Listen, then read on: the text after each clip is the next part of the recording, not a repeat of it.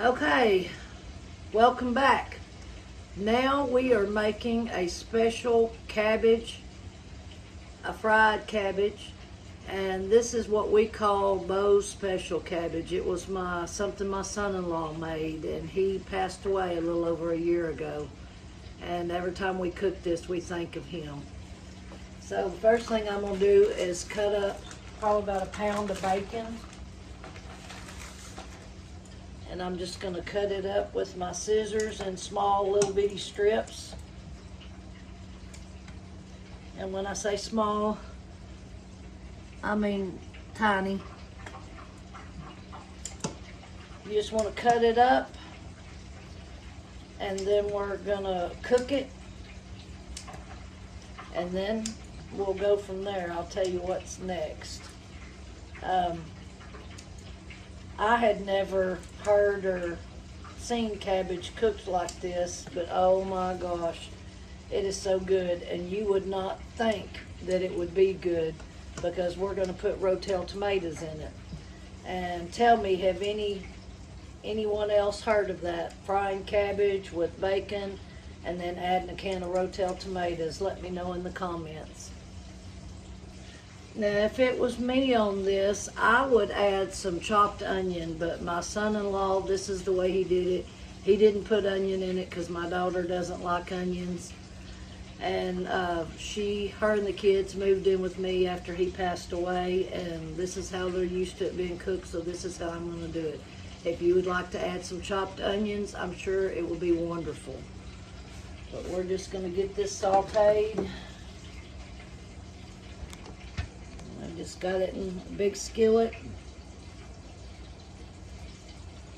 After we get this pretty much done, we're going to add our cabbage. So I'm going to start cutting up some cabbage.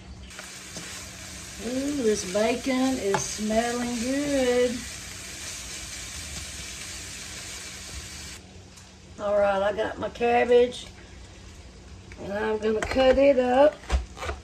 My grandson has done dulled my knives.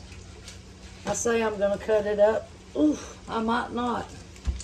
Hold on, I got to get another knife. All right, I'm going to try this again. Yeah, this one's sharper, thank goodness. And I need to get a bowl for my scraps. Yep, much better.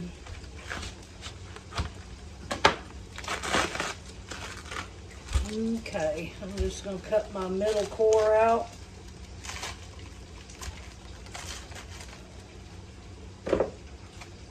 And save as much of this yumminess as we can save.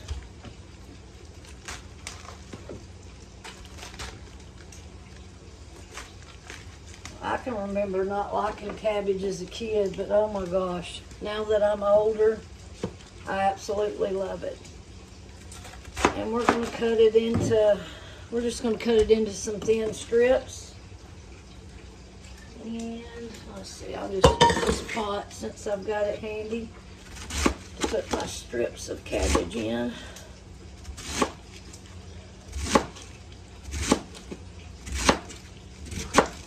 Oh yeah, definitely this knife is a lot better.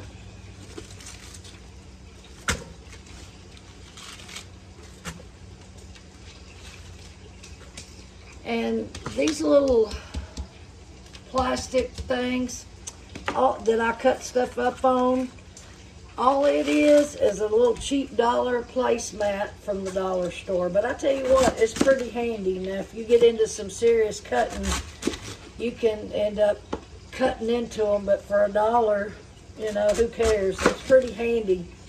It keeps you from putting whatever it is you're preparing on the cabinet. Even though I clean my cabinets with bleach, it's just something about it to me. It's neater and cleaner. And anyway, I've got pork chops going in my deep fryer. I just love my deep fryer. I've never cooked pork chops in it, so I figured I'd give it a try. They look wonderful. I'm making all kinds of fried meat. Normally, I do a lot of bacon in the oven because I just don't like setting over a frying pan, but with the deep fryer, it's a heck of a lot easier. All right, I got my cabbage cut up. I'm gonna put my cabbage in on top of my bacon. My bacon is cooked. I'm just gonna put a little in at a time. This is a lot of cabbage going in, but it will cook down for sure. And oh my gosh, we can have this whole pan knocked out in no time flat.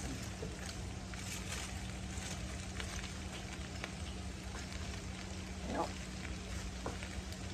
see, I'm gonna get as much in here as I can possibly. I'm gonna see if I can get it all. Hopefully I can. Because this is so good. And I think I'm gonna be able to get it in. Once it starts cooking down a little bit, I can put my lid on it. And we're gonna be just fine. Just fine. See how handy that is? Just a little FYI trick. Dollar plastic placemat at the dollar store. I'm going to put a bunch of pepper and a bunch of salt. Now the bacon, yes, has salt, but this is a lot of cabbage to season. And I'll put some more on it the closer we get for it being ready. After I cook this down all the way, we'll add a can of Rotel tomatoes. Grab the lid to it. Put this lid on so it can start cooking down. This series is going to be on side dishes, and I'm just curious, what kind of side dishes do y'all like? What do you cook around your neck of the woods? Where is your neck of the woods? Tell me in the comments. I would love to know. Hopefully I will have some viewers and some responses one of these days.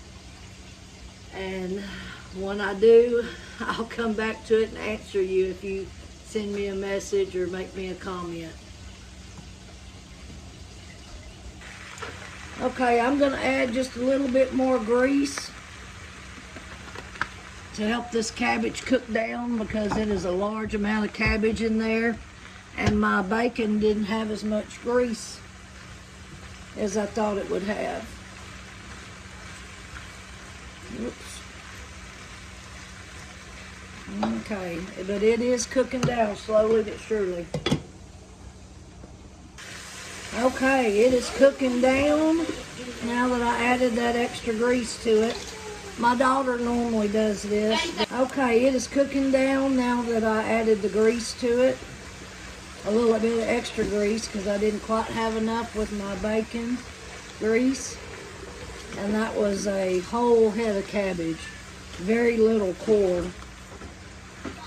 So I'm just gonna keep on till this gets tender. Kara has informed me that we need some onion powder and garlic powder in here. She don't want no onions in it, but she says yes to the onion powder. That's not how Bo made it. Oh, that's not how he made it. Okay, but he did put onion powder. Yeah. I was like, man, this would have been good with onions, but hey, onion powder, that will work. That's his way of getting onions in it without you freaking out and finding a piece of onion in it. He probably did that especially for you. I'm going to put some more black pepper in it.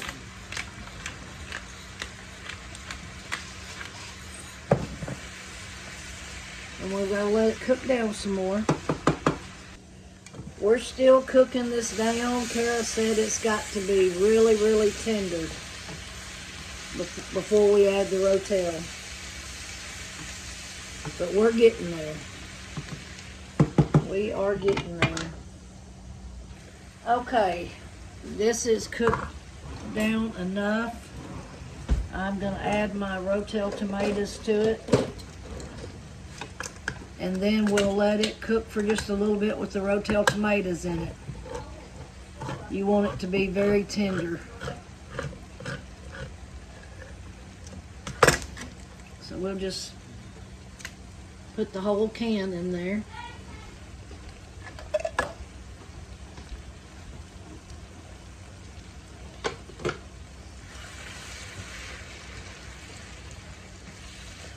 Hey, Kara, did it taste like it had enough salt?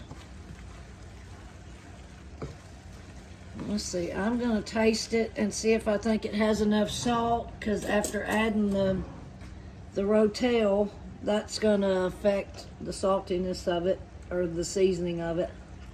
Ooh.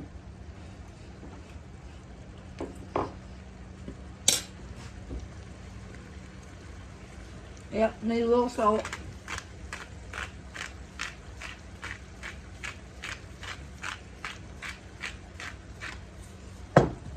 A little more pepper. And we're gonna let it cook.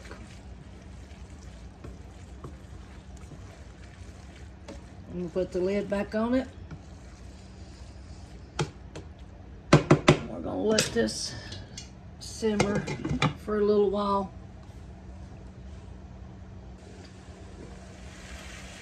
Okay. It is done. Now we just got a strainer, and I'm gonna pour it in here to get all the grease off of it. You don't have to, but I don't want a bunch of extra grease. So we will get the grease off, but just let that drain for a couple minutes. But it is ready to eat, and I'm gonna have my daughter taste it. My youngest daughter, Ashley, that definitely does not like being on YouTube. I'm trying to get you a good bite, Ashley, with some bacon. It's got to cool off, though. All right, we're going to let it cool off for a minute. I can't wait. Ashley had to run up the road and get the kids from the other grandparents' house. I'm going to try this.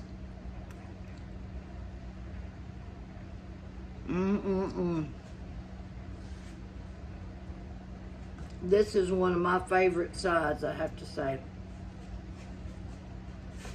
Bo's Special Cabbage.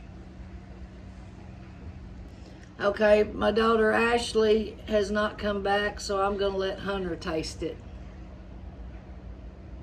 You get over here where they can see